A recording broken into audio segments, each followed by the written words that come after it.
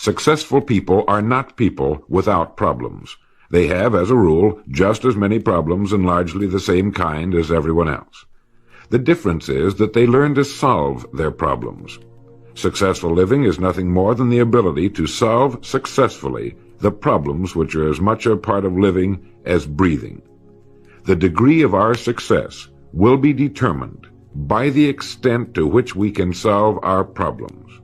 If you can tell me what you want, I can tell you how to get it. The problem with the great majority of individuals is not with their ability to achieve their goals in life, but rather with the failure to understand two factors vital to successful living. The first is to make the decision as to what it is we want enough to give it most of our attention until it's been achieved, and to clearly define it. And the second is to fully understand that we have the ability to achieve this goal, or we wouldn't want it in the first place. The next vital rule to successful living is to understand that our success is won or lost by our ability to serve others.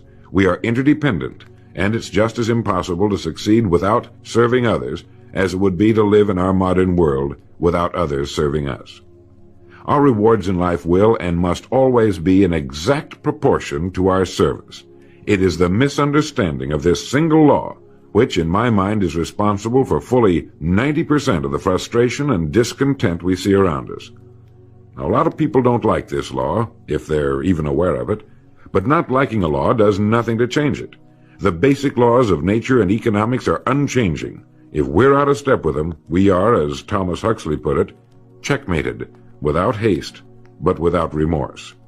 But to those who know and work with the laws, he said, they are paid with the overflowing sort of generosity with which the strong delight in strength. If a person doesn't like his income, all he has to do is take a good long look at his service. Look where you will find this law in undeviating operation. Our rewards will always be in exact proportion to our service. This is the law, then, that lies as the supporting structure of economics and personal well-being, so fix it in your mind. All attempts to sidestep or in any way avoid this law will result in frustration and failure. So this brings up the question, if what I want is more than I now have, how can I increase my service in order to earn it? Well, whom do we serve? We serve people. So let's take a moment to try to understand people. The more we understand them, the better we can serve them. I think of an adult human being as a grown child, doing his best to play for the first and last time on earth this game called life. The extent to which he learns the rules of this mighty game will determine his success. But right here we run into an historic and exasperating fact. People down through the centuries have, with the most amazing consistency, divided themselves into two groups. One group contains about 5% of any given population. The other group contains the remaining 95%. Neither of these two groups is any better than the other. But one thing separates them. The big group, the one containing about 95% of the people, never seems to get the word, while the smaller group, the 5%, does. Now, what do I mean by getting the word? I mean about 95% of the people never quite understand, emotionally or intellectually, that we as individuals control, to an altogether unsuspected extent, our lives here on earth. That each one of us is the architect of the structure fashioned by our years. You see, all of us want the same things, but only about 5% figures out how to get them. Within each of us burn two unquenchable ambitions: to serve importantly and to gain financial independence. Both of these worthwhile goals are within the reach of all of us, man or woman, but according to statistics, only about 5% achieve both of them. Why? Let's look at it logically. Every human being has a tendency to think, act, and talk like those by whom he is surrounded. This is environment, and it exercises an enormous influence on our lives. We've already pointed out that 95% don't seem to get the word in life. Then it follows that in the case of any given individual, the odds are 95 to 5 that he is surrounded by the larger group. And since a body in motion tends to remain in motion until acted upon by an outside force, that he will continue to conform to his group unless we can do a better job of serving him through knowledge. The failure of most people to live successfully is not caused by their lack of abilities, far from it, but rather in their failure to decide what it is they want, and understanding that our wants are governed by our talents and abilities, and that we are divided into two groups of roughly 5% and 95%, and that it's the 5% group which is successful.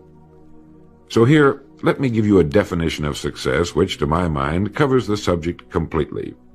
Success is the progressive realization of a worthy ideal.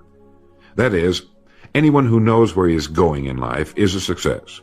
At the moment he makes the decision of what it is he intends to accomplish, of what it is he considers a worthy ideal, he is successful.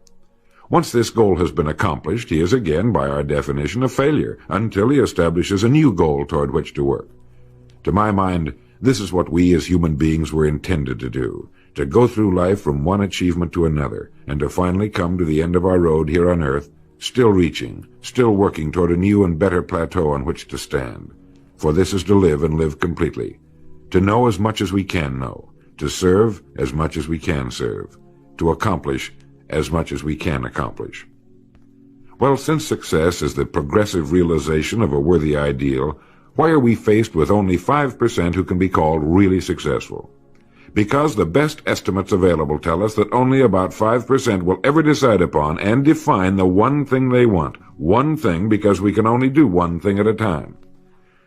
To my mind, the story of a person's life is the story of a quest, a search to which he devotes his life. We know that the happiest people on earth are those who know exactly what it is they seek and set boldly out to find it. And while we're all dreamers, the fortunate ones are those who have found a dream so exciting and worthwhile that they'll devote a part or all of their lives to making that dream come true. But while all dream, by far the great majority, that 95%, never realizes that a persistent daydream is often the point on which we should set our compass, the place toward which it is meant for us to journey. The tragedy is that the great majority shrugs off this built-in direction finder and returns to the wide, visible, well-marked road in life which they feel must be the best road because it carries the heaviest traffic. Well, let's make this point clear. The road in life with the heaviest traffic is not the best road to follow, for it is the road of the 95%. It is the road with no more opportunity, and with 19 times as much competition. Of all the billions of human beings who've lived on Earth, all great advances, all great ideas have come from just a handful, a few thousand out of billions. Now, how have the people as a group reacted to the great ideas? Every great leader and thinker, from Socrates to the Wright brothers, has been scorned, ridiculed, poisoned, imprisoned, stoned, pilloried, burned at the stake, or crucified. Mankind as a group has made a consistently grisly game of tormenting his saviors. Why? Lack of information, lack of knowledge. It comes from following the wrong crowd. What can we learn from all this as individuals? Two things. One, to amount to anything as individuals, we've got to be individuals. We've got to have individual goals, individual thinking, individual action. And two, we must never conform to the great mass of people. We must love them, help them, for our joy and success will be determined by the extent to which we serve them. But we must never lose our individuality and identity by permitting ourselves to be submerged in this suffocating sea of indirection and purposelessness. There's nothing wrong with emulation. In fact, it's a good idea, so long as we emulate a person who represents that which we wish to become, but never the crowd, never the 95%. We are what we think about. Our minds, our thinking controls our destinies here on earth to a degree totally unsuspected by the great majority of people. When you think about it a moment, it becomes so obvious, so clear and simple. Well then, if we become what we think about, and if we can control our minds, we can pretty well tell our own future. And that's the point I want to make. That's what I meant when I said earlier that each one of us is the architect of the structure fashioned by our years. This means that if we're confused about what we wish to become or accomplish, our lives, our environment will mirror that confusion. It also means that if we know what it is we seek, that it must be accomplished. barring an act of God or a catastrophe over which we have no control, we as individuals can call our own shots for the rest of our lives. We can know what it means to go through life from one success to another, to play life according to the rules and reap the rewards. We can know what it means to have peace of mind and live calm, cheerful, successful lives. You are at this moment the sum total of your thoughts to this point, for there is nothing else you can be. And 5 years from now, you can be and have anything you set your entire mind and heart upon. Succeeding in life has always been a matter of doing that which the great majority does not do. Now let's keep this in mind as we get into this business of goals. It isn't that I want to make an invidious comparison between the 5% and the 95%, not at all. That's just the way it is. And if we don't recognize it, it will be to our cost. At the beginning of this record, I made the statement, if you can tell me what you want, I can tell you how to get it. You see, the trick is not in achieving our goals, it is in establishing them. A ship would never leave a harbor if it did not have a destination. An industrial plant would never open its gates if it did not have a product or a purpose. Football would not be played without goalposts, nor would baseball without a home plate. Every business operates for a purpose. Every game has a reason. Getting back to the analogy of our ship, if you were to climb to the navigation bridge and ask the captain the name and location of his next port of call, he would tell you immediately. There's not the slightest doubt in his mind. Can you tell anyone your destination just as quickly and in one sentence? The captain of the ship knows that he can arrive at only one port at a time. He knows that it's impossible to arrive at two. Do you know that? He also knows that his destination will be invisible for fully 99% of his voyage, but he knows it's there, and that he'll reach it, barring an unforeseen catastrophe, if he will just keep doing certain things a certain way every day. One fine morning his destination will appear on the horizon. He'll sail into port, his voyage successfully completed. When his business has been accomplished, he'll then sail to another predetermined port of call, and this will take him and his ship from one success to another for the rest of both of their lives. By understanding that he can reach only one port at a time, the owner of a ship can, in the short space of a very few years, reach hundreds of ports successfully. There'll be problems, lots of them, but they'll be solved, and the ship will steam its solitary course over the deep oceans of the world, devoting its life to accomplishing its mission and contributing its share to the welfare and economy of the world. Men and women who follow this sensible, obvious, and meaningful way of life will do the same. But the paradox is that most are like ships without rudders. They're subject to the whims of wind and tide. And while they hope they'll one day arrive in a rich and bustling port, you and I know that for every narrow harbor entrance, there's 1,000 miles of treacherous and rocky coastline. The chances of their just drifting into port are 1,000 to 1 against them. These are the unfortunate people who, not knowing the rules, believe that circumstance controls our lives. They believe in luck and superstitions, fate, the breaks. They believe that success comes as the result of who you know, not what you know. And while they cling to their false alibis, life passes them by. For the rules of life are just, and they are checkmated, without haste, but without remorse. Now what about you? Remembering that the definition of success is the progressive realization of a worthy ideal, what's the ideal toward which you are working, now, today, yesterday, and tomorrow? Can you write it in one sentence? Is your goal sharply and clearly defined? I mentioned on the first side of this record that I could tell you how you could be and have anything you set your mind on in 5 years. To better understand this, you must examine one of the most overlooked facts in the world. It is that every job, no matter what it may be, holds somewhere within itself the key to everything we want in life, the key to greatness. But we must look for it, and we must think. Decide to become a professional at your business. You see, we can either compete or create. If we compete with all the other people in our line of work, we must be willing to accept the same rewards. If that's what we want, fine. But if we want to become professionals at what we do, then we must create. And when we begin to do this, there's no limit to that which we can achieve. We hear a lot these days about a word called security. Everyone wants security, but not 1 in 10 can tell you what it is. Most people will tell you that security rests with a job. This is impossible. There is no such thing as a job that represents security. Anyone with a job can lose it for any one of 1,000 reasons at any time. There is only one place on earth you can find security, and if it isn't there, it isn't anywhere. It's inside of a person, never outside. If a man has security inside, where it belongs, his wife and children can feel it when he sits down to eat with them, and they're warmed by it.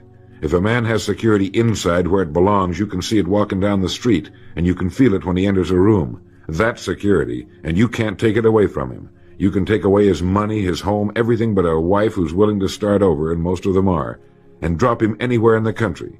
Go back in a year, and he'll be doing just as well as when you found him the first time. You can't keep a good man down, no matter what you do to him. Like cream on milk. You can shake it all day, but just set it down for a while, and it'll bounce right to the top again. This man or this woman has security, where it belongs. And do you know where it comes from?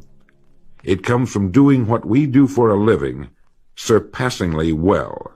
It comes from being a pro in a world of amateurs.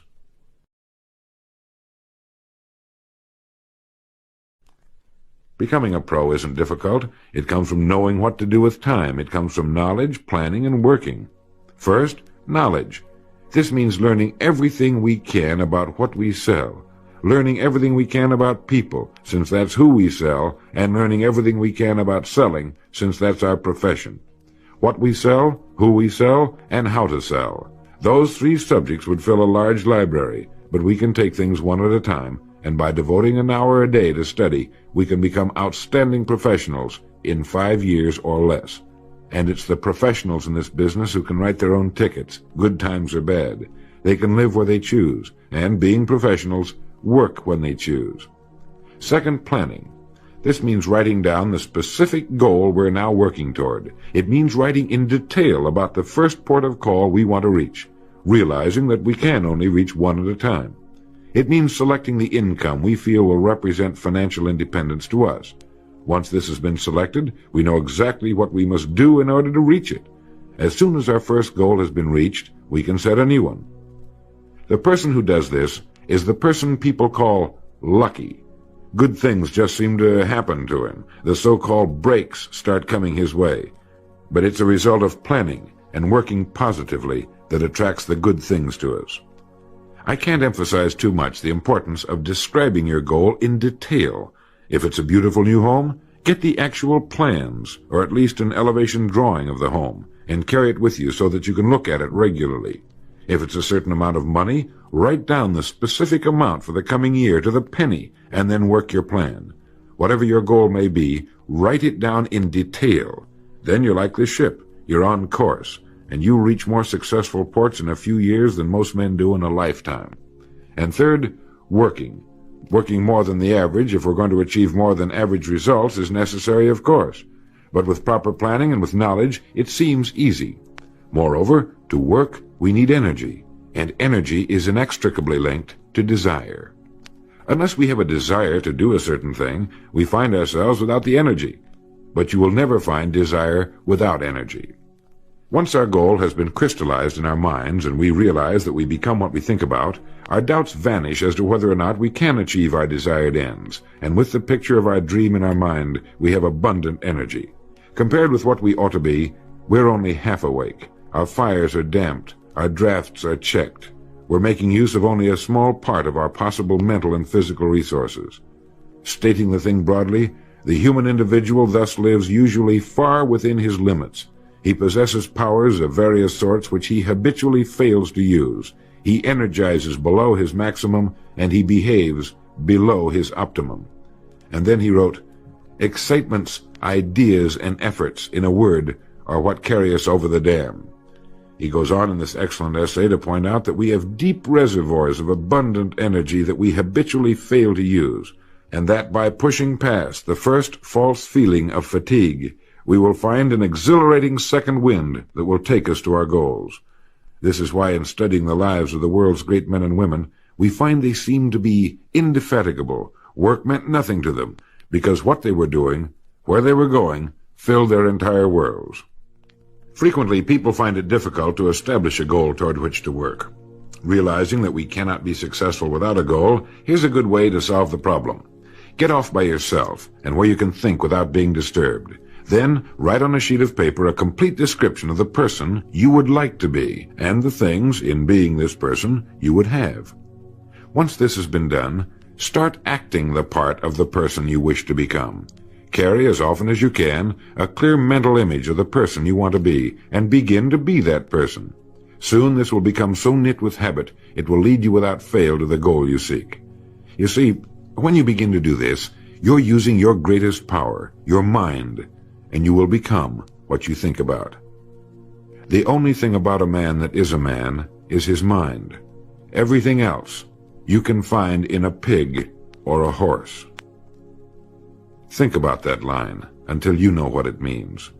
The only thing that sets us apart as human beings is our divine minds. Everything that means anything to us, our love of our families, our faith, our dreams, our talents and abilities, our religion, everything we know, is connected to us solely through our minds. Our minds represent our hope and our future.